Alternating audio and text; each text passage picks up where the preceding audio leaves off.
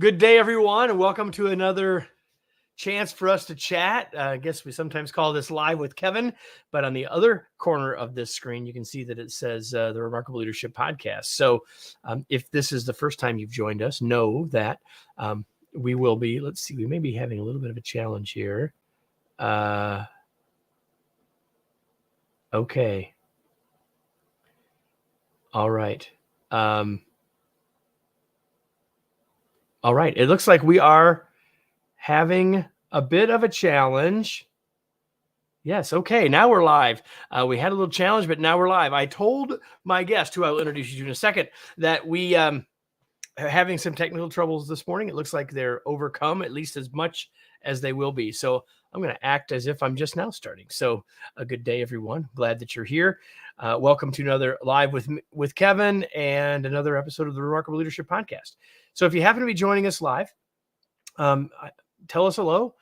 Tell us where you're from. Use the comments in whatever platform you're in to do that. You know how to do that. So just do that. So my guest and I will know where you are and we can say hello. But if you're here as well, what I hope that you will do is imagine that you're joining us for a cup of coffee or a beverage of your choice as we have this conversation. So if you were gathered at the table with us, if you had a question, you'd ask it. If you had a comment, you'd share it. If you had an idea, you'd mention it. And I hope that you'll do those same things using the comments as well. So when you do that, we'll have a better conversation. You might get your specific questions answered, and eventually it will be a better podcast episode. So let me tell you a little bit about this podcast piece. As I mentioned, this will be an episode in a coming week of the Remarkable Leadership Podcast. And so what I'm going to do now after all of that opening is I'm going to do a countdown where we will clip the audio and video for that podcast. So Marissa,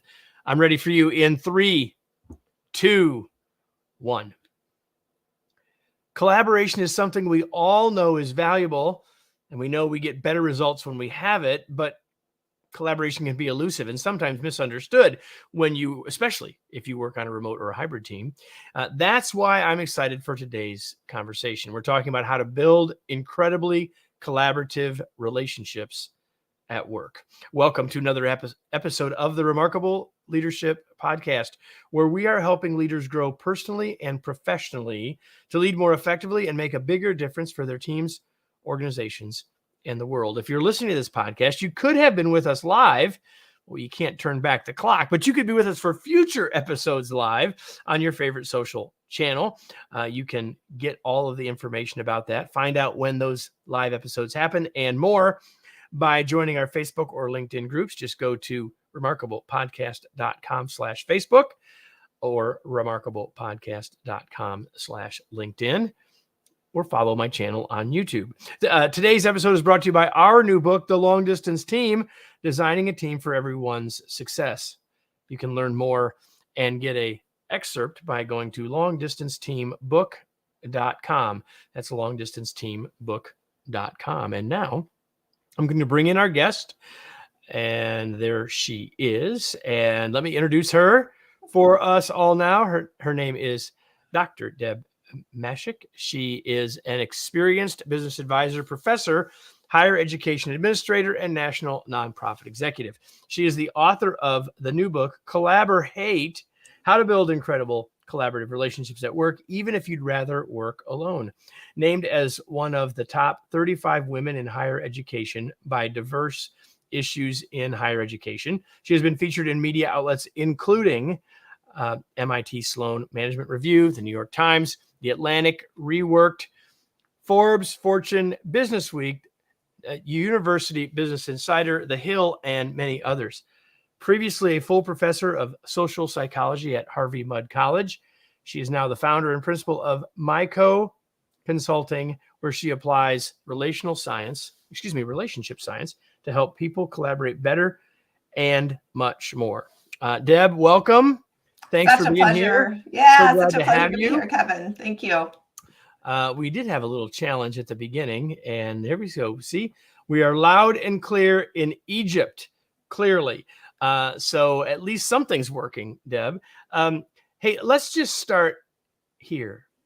You didn't wake up. I often say this to people. You didn't wake up when you were 7 and say, I'm going to be a relationship scientist. So what sort of led you to doing this kind of work? I mean, the backstory is actually really interesting. So I grew up in a double wide trailer in Western Nebraska. So it's a pretty rural community.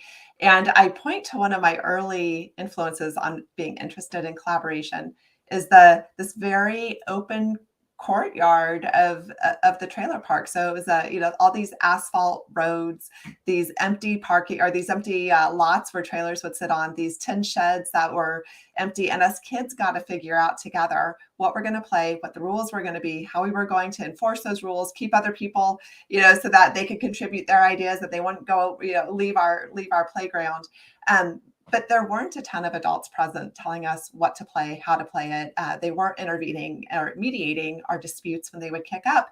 And so as a kid, I learned how to get along and how to play well with others. And then I don't know how much of this backstory you want, but I, through a fortunate series of adult mentorship relationships, found my way to college. That was not a given that I was going to necessarily go there.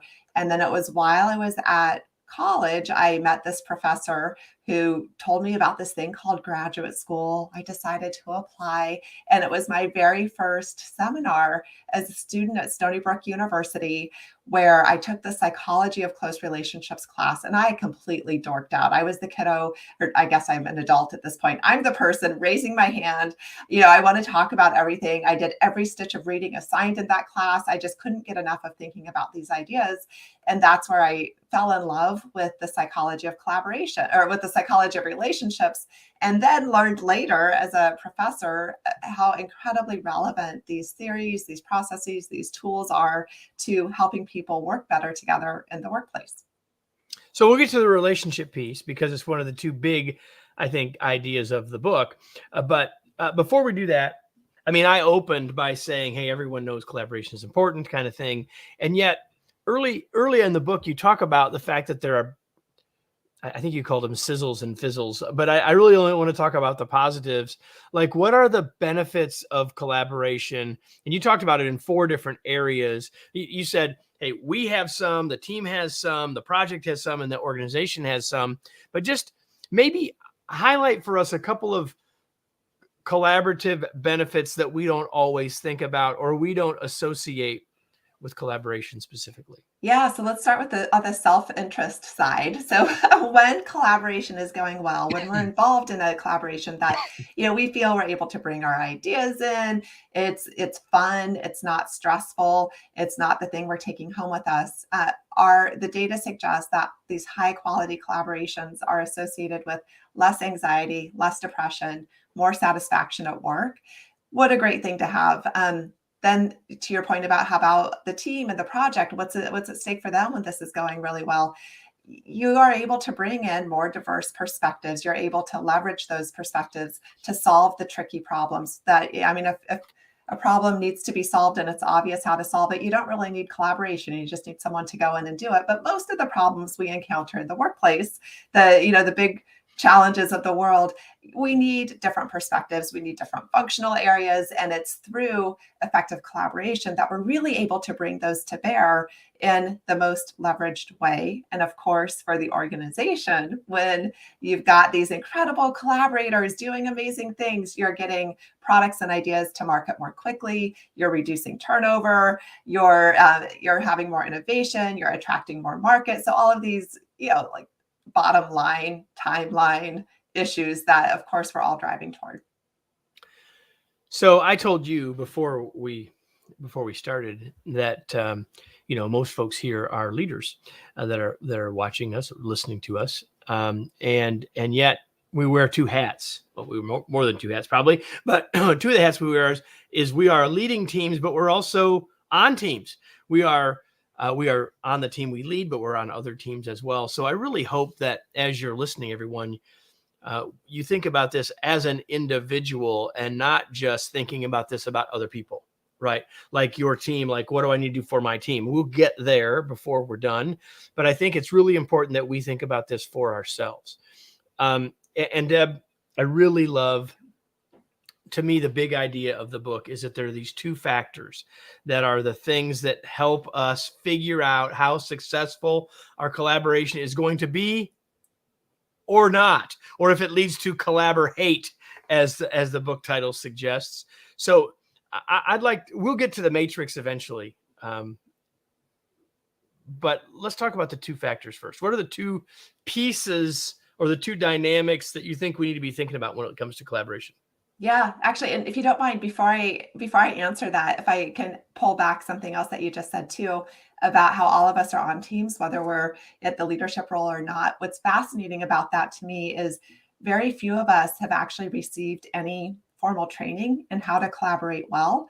And so that means, think about for the leaders in the room today, how much professional development have you actually spent? So I know we're supposed to play and get along well with others, but maybe if you went to an MBA program, this was covered a little bit, but even in MBA spaces, a lot of that training is focused on divide and conquer mentality, which is not actually collaboration. It's a way of, dividing and conquering. And so what we end up in these leadership roles is people who need to be working together on the executive team, for instance, or who are mentoring and leading teams, but don't necessarily have the tools or even the vocabulary or the resources available to do it well. And so, big surprise, it's often very frustrating, which is where that collaborate title comes from. So to your question about these two big factors that I, as a relationships researcher, am particularly enamored with, the first one is relationship quality, which is simply to what extent is this a positive or negative relationship? Do you like collaborating with this other person? Do you feel you can trust them? Are you committed to being with them in this regard? Do you value the kinds of contributions that other person can make? Do you respect them? Things like that. On the other dimension, the other factor is interdependence. And interdependence has to do with to what extent are your outcomes dependent on my actions and behaviors, and vice versa, to what extent are my outcomes dependent on what you do? So I mentioned I'm from Nebraska, so I like a good farm metaphor. The question I like to ask here is my wagon hitched to your ill-mannered horses? Do I believe that you're going to run me off a cliff? Is this to use another metaphor, a sink or swim sort of situation where you're taking me down with you if you're not doing your stuff? Well, it depends on where the cliff is. It might lead you into the water, so you may still have sink. You could put those two metaphors together, Deb. There's really that possibility, especially since you're just doing it in our head, right? Off the cliff into the river. And I like the idea that in western Nebraska, there aren't many cliffs. In fact, I grew up in North Platte, which literally means flat river. So yes, it is very flat. Very flat. Yeah. There is a river, however, but you might not need to swim. Just saying, in some areas. So we will not continue on our geography lesson of Nebraska, but I want to talk about these two qualities, these two things a little bit: relationship quality and interdependence. And relationship quality, one of the things that you talk about, and I think all of us have experienced this, but I don't know if all of us have thought about this. I believe you called it a transaction-based relationship, transactional relationship. And so I think a lot of people, that's what we have at work. And so what is that? And is that enough in terms of when you're talking about this quality of a relationship? Yeah, so in the book, I go over a handful of different strategies you can use to increase relationship quality. And one of them I call bring the donuts, which doesn't literally mean bring the donuts, though I do really, really love donuts. So it's not a bad idea if you're collaborating with me. But the idea is to be intentional about activating what we call communal norms. This is in contrast to what's called an exchange norm. So in an exchange norm, it's more transactional, tit for tat, like I do this, you do that, that we reciprocate kindnesses or whatever the expected behaviors are. We reciprocate those in short order. That way there's not a time delay where I'm like, hey, is Kevin going to drop the ball and leave me flailing, that sort of thing. The contrast is in communal norms where I pitch in, I do nice things. I go above and beyond, not because I have to, not because I'm expecting you to do it in return, not because I think you'll do it in return tomorrow, but because it improves somebody else's world a little bit in a way that strengthens the fabric of the relationships in the office, in the workplace. And it doesn't even have to be project related. It could be. So it could be things like, you know what, let me take the first pass at that memo that we need to send out to the client. Or it could be non-work related, the workplace related, like, hey, I noticed Kevin keeps complaining about the squeaky wheel on his chair. I'm going to bring in a little bottle of WD-40 and fix it for him, not because he asked me to, not because I'm annoyed by him or annoyed by the sound, but hey, it's right here. I could just do this little thing. Or it can be nice things like checking in and, just saying like, hey, do you want to go grab a cup of coffee together, and picking up the tab for somebody else. I think that as a leader, so first of all, that idea of communal norms is useful to us, not just at work, but in the workplace. If I, as a leader of my team, want to sort of move that up the ladder a bit, if I want to create those communal norms, if I want to be that person that does something without expecting something in return, my experience is that sometimes that's hard because people think you're just doing that because you're the boss. So, which they might appreciate that you're a boss that thinks about that, but like they're not really doing it, they got a company credit card or whatever that might be. What are your thoughts about that? And do you have any advice for us as leaders around that? If our intention truly is to build that, but it only matters based on the perception of the other person anyway, right? So like, what's your take or your thoughts on what we can do as leaders to build that when we have that power differential? Yeah. So in any of these more cultural oriented things, or really what that would be, I would say, is there's a leader who wants to establish a communal culture in the workplace. How do you do that? And you tend to need to answer 5 questions. So have you made this behavior possible? Have you made it easy? Have you made it normative? Have you made it rewarding? And have you made it required? Don't make communal stuff required. So let's just delete that one entirely from the possibility. But have you made it possible? Things like, do you have policies on place that says nobody can bring in outside food or something stupid like that? But also when you see it so if you notice somebody doing something kind and generous for somebody else on the team, do you name it and celebrate it to help hold it up? It's like, this is something we do here. This is our standard operating approach. And also, do you reward it, and not in a, hey, I saw you brought in the donuts, you get a $50 bonus, but more like, Kevin, that was so thoughtful of you. Thank you so much. I'm really excited about this. So that took 5 seconds to celebrate. Those sorts of, what as any parent or pet owner will tell you, what gets rewarded gets repeated. So that's a great way to incentivize it and normalize it. One of the things that you talk about, which I agree with a great deal, and is the importance of expectations, which certainly we were just sort of talking about in a way, in relationship to those 5 pieces. But you have a set of questions about that we ought to ask ourselves if we're going to be collaborating, to set clearer expectations. If we have clearer expectations, it will help the relationship grow. But there's one of the questions that I just love, and no, I'm not going to ask you to tell me what question 8 was, but I am going to read question 8 because I think it's so powerful. And so I'd love for you to just comment on it. So question 8 is, what level of polish would you like us to work toward? Is this a get it done or make it perfect situation? That's a really good question. It's a really important concept. Yeah. You want to talk to that a little bit? Absolutely. And I should say, I've got a handout that has all of these questions on it, separate from the book. So I'm happy to make that available, if we could put it in the show notes. I'll tell you, this one came from my many years as a professor in the classroom assigning group work, and realizing that some of the students, they were there to get A+++ work done. Anything short of spectacular was short of their expectations. And there were also students who were like, I'm here for an elective. This is not my major course. This is not something I need to shine on. In fact, I just need to get by the skin of my teeth so I can focus on my other priorities and commitments.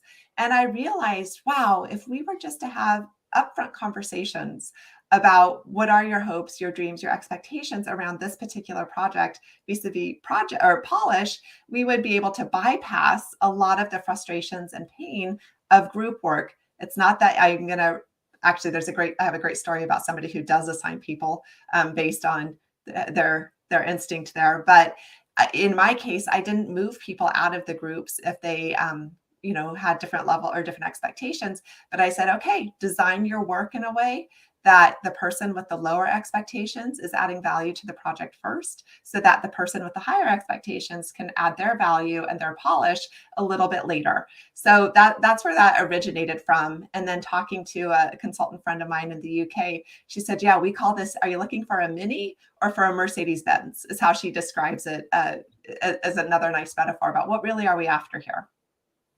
Yeah, because I like that part of, is it a get it done? Like, like I often will say, um, good is good enough. But even on my own team, we will describe, well, what is good then, right? Like, because it just raises this question, like, and I just love the idea, the framing of how much polish do we need? And I don't think in the workplace it's always the same, right? But sort of Yeah. having that as a starting point. Like, I have coached many leaders who have asked for something from a team and kind of hoped for something, back of the envelope estimation, and got a 12-page, 30-minute PowerPoint. And here's the thing. None of us are mind readers. So if we don't tell people what's in our mind, they're going to guess. And some of us are super anxious and we're going to overguess and spend our entire weekend writing that 30-page or that 30-slide presentation Yeah. for you, which means we're not relaxing, spending time with our families, doing the things that will help us be more whole and healthy for the work. And so one of the ways we can And what I wanted absolutely, was an index card, right? yeah, it's like we could totally take care of each other by saying what's on my mind. And if I really am looking for the 30-slide deck thing, I'm also going to have the conversation as the leader of what else can we back burner for a while for you to give you the capacity to do this extra thing. And yeah, so important. You wrote this in the book, and I love it. So I'm just going to read this real quick, and I just want you to, it could stand on its own as it does in the book, but if you want to add anything to it, please do. You said, we often get so busy with our own stuff that we neglect to pay attention to the needs of those with whom we work. Our collaborative relationships suffer as a consequence. Anything you want to add? Yeah, so I'll just, for those of you in the room who listen to many of Kevin's shows, I'll pull back to the microstressors conversation from that was published this week, and this idea that we impose burden on other people without realizing it. And that's true in the workplace in general. It's absolutely true in our collaborations, where if we're not conscientious, if we don't do what we say we're going to do, somebody else has to pick up that slack. And I think that's a jerky thing to do, quite frankly. And it's not that I'm saying, oh, you should never fail to fulfill a task, because life happens. But when you see that coming, look around the corner and say, what is the impact on somebody else here? And what can I do to mitigate that impact for them? Often it's as simple as the email, Kevin, so sorry to have to share this news. There's no way I'm getting this thing done. Here are the steps I can take to follow up on that, or to bring you more capacity, or I'm going to go talk to the client now to let them know that it's going to be delayed, whatever it is. But take ownership, take action, take responsibility. Yeah, and the sooner we do that, the better, obviously, in terms of helping our trust levels. So here's the farm boy from Michigan likes North Platte, Nebraska girl, in part because we're using words like jerky and stuff. So I just love it. I really do. Yeah, I probably wanted to put something other than stuff in there, and the editor probably told me I was not allowed to. Thought stuff was perfect. So we could talk a lot about the interdependence piece, but I'm looking at our time, and I want to get to sort of the big idea of the matrix, right? The Mashek Matrix, and it's the connection between relationship quality and interdependence. So talk about this a little bit, and then I really want to get to how do we use it. Yeah. So again, have a handout on this. I'm happy to share. So the Mashek Matrix, we talked about relationship quality and interdependence. So now envision those as two different dimensions in a 2x2 matrix. When you have high relationship quality and high interdependence, that is a beautiful place to be collaborating. I like to say this is where the glitter encrusted unicorns fly through the sky, where I know you, I like you, I believe you're competent, you do what you say you're going to do, I benefit from your incredible competence, and we're communicating well. That's a glorious place to be. So I call that collaborate. When you have high interdependence, but low relationship quality, that's what I call collaborate. It's that I don't trust you. I don't think you're competent. I don't know you. I don't know what you value. I don't know what you're off doing. And whether I like it or not, my outcomes, whether they're social outcomes, how other people are seeing me, my opportunities for promotion, the way the client looks at us, our bonuses perhaps are tied in together. I my outcomes suffer because of you, and it feels miserable. This is where, the demons are like grabbing at your heels. That's when I'm taking stress home with me. That's when I start looking at other job opportunities, because I need to get out of that situation so I can be healthier as a person, as a team member, as an employee. So, many people who are listening have probably heard of the Bruce Tuckman model: forming, storming, norming, and performing. And when people think about collaborate, which is high interdependence but low relationship quality, how would you connect that to storming? So, I mean, is it connect? I'm not trying to make you make a connection that isn't there. yeah, no, here's my thing. I think some people would say, oh, that's storming, but I don't think it needs to be, because here's the thing that I think a lot of groups forget. And this is kind of the how do we use it. I don't think you should start a team by creating highly interdependent work before you've had a chance to develop a relationship. So the key advice from the book is invest first in relationship quality, so you don't ever have to do that storming. Oh, we're fighting, we're not getting along, and this is just growing pains. It doesn't have to be like that. If you invest in getting to know each other, setting those clear expectations, communicating the boundaries, communicating my hopes, my dreams, what's in it for me, what's in it for you, how can I help you be successful, what is this? So those are all relational things that we should do before we create the interdependencies in the work, which is one of the, I think, key insights from the model, is the pathway from collaborate to collaborate it's kind of counterintuitive. You can't just, oh, well, improve relationship quality, because psychologically the heart doesn't let us do that. If we don't like somebody and we're totally armored and like protected from them because they're going to hurt us, it's really hard to just open yourself up to the risk of, oh, well, now we'll be bestie friends. So if you're in a space of collaborate, you need to first create more independence. So you need to decrease the interdependence. Then you work on increasing relationship quality. Then you bring more of that interdependence back. And so I don't know if that totally answers your question, but I don't love the storming idea. I kind of had a feeling that you Yeah. wouldn't, but I wanted to make the connection Yeah. because I think that made for a rich conversation. Yeah. And the thing is that even if you are a big Tuckman model person, right? Even they would say, like, if we can get the relationships and the roles and all that figured out, like the better job we do in forming, the faster we can get through storming, which isn't completely different from what you're saying. But the part that I love about what you're saying is, if we can really get the relationship quality, and that isn't just I like you, that's clear expectations and clear processes and all that figured out before we start jumping into the work too quickly, we've got a much better chance of making it work. Is that a fair way? Yeah, this is totally one of those situations where go slow to go fast, and do that hard work up front of establishing all of those people, tools, and processes pieces that we need to enrich in the work that we're going to do together. So let me ask this question. The world has, I don't know if you've noticed, Deb, but in the last 3 years, we had this pandemic thing. Ooh, what? And a lot of people worked in different places than they ever worked before.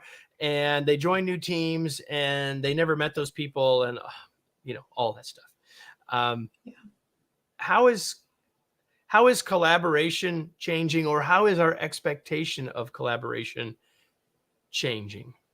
Yeah, so here's my hot take on the remote collaboration thing. the principles that undergird effective remote collaboration or effective hybrid collaboration are exactly the same as those that undergird effective in-person collaboration. What's different is how we manifest those principles. So you still need relationship quality. Does that mean you can do the water cooler conversations or the quick go out for coffee? You happen to be in the elevator together and decide to go to the same cafe? Nope, it's going to look different. It's going to need some intentionality where we're actually going to let's schedule a 30-minute coffee chat. I don't know you yet, Kevin. Do you mind if we just do a get to know? It's intentional in the way of the leader during onboarding saying, one of our expectations during your onboarding is to have a coffee date with every single other person in this area or on this team. But it's almost, I think, in my mind, what the pandemic did when we all made that, not all, when many of us made that dramatic shift, in March 2020, is kind of like when you're at the bar and all of a sudden it's last call and those lights, those glaring fluorescent lights get kicked on at the bar and you realize like how disgusting the bar has been all along. There's like somebody passed out in the corner over there and the bar is all sticky and gross. How do you know all of this, Deb? There's a question. I've been there. I have so been there. It's like, oh my God, this is disgusting. It was there all along. But what the pandemic did was shine the harsh light on the poor relationships, poor practices that were kind of like papering over and holding us together to get some semblance of collaboration going, because there were plenty of teams that did exceptionally well on that transition from in-person to remote because they had high interdependence, high relationship quality. They had their tools, they had their processes, people honored them. So, some people, I haven't had a chance to read your book, but my guess is you're not saying all remote teams are doomed or anything like that, but there are ways to do it well, right? So in 2018, before we had, but when Corona was still a beer, we wrote in the Long Distance Leader that think leadership first, location second. And you're saying think collaboration first, location second, which I would agree with 100%. Well, how about we do it? Think collaborative leadership first, location there you go.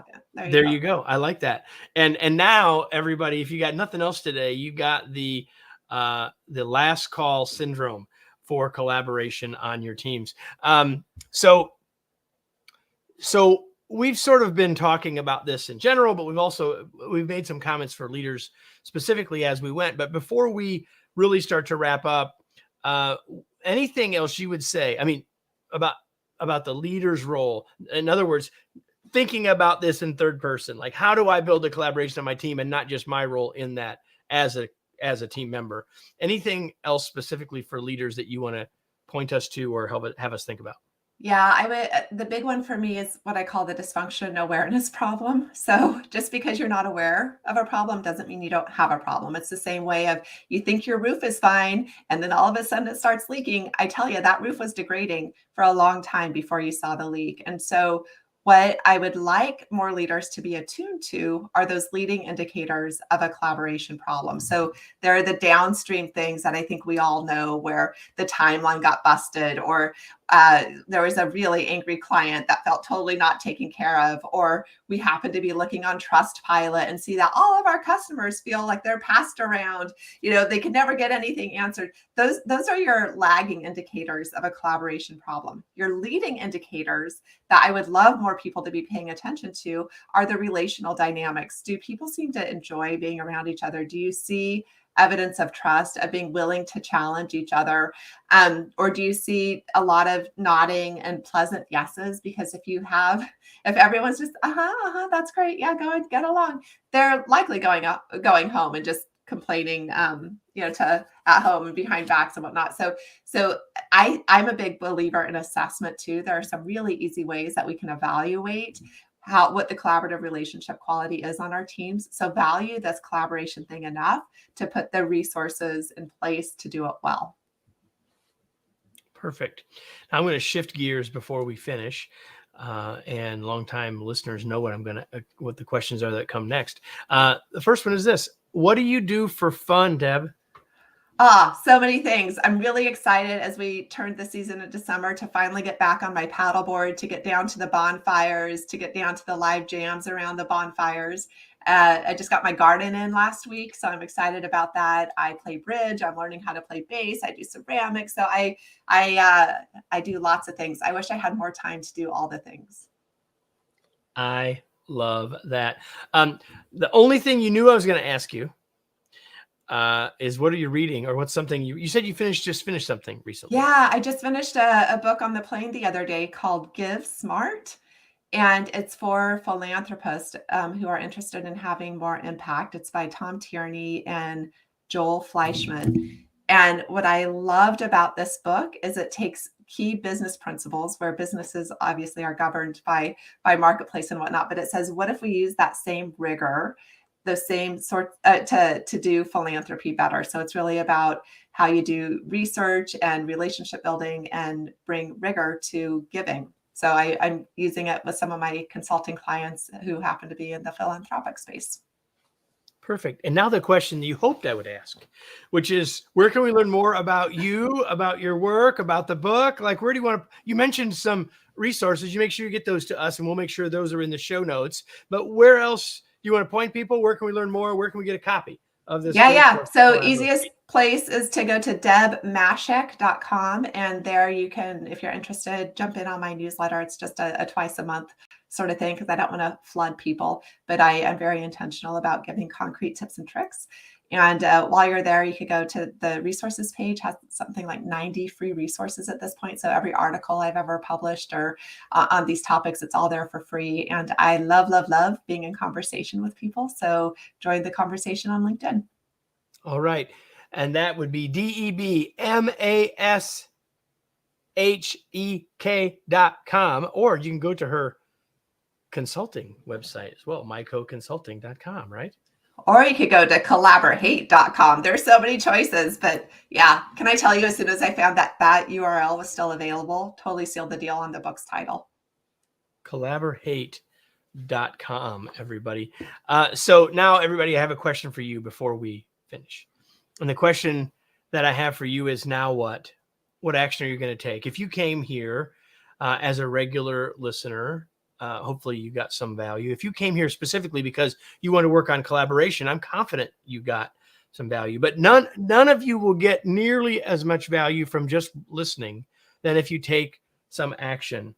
So whether it's thinking about working on communal norms, or whether it's thinking about setting up clearer expectations with others, or whether it's thinking about what do we need to do to intentionally build relationship quality in our organizations, or for myself with those that I need to collaborate more with. What is it that you take from this that you will take action on? Because until you take action, not much is really going to change. Deb, thanks so much for being here. It was such a pleasure to have you. I enjoyed our conversation immensely.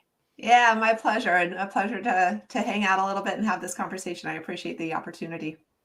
And everybody, if you love this, make sure you invite someone to come listen to this, but also to come join us next week. You know, we're here every week. Wherever you happen to be watching or listening to us, you can you can refer, you can all those things, review, do all those things, and make sure you come back next week for another episode of the Remarkable Leadership Podcast. We'll see you then.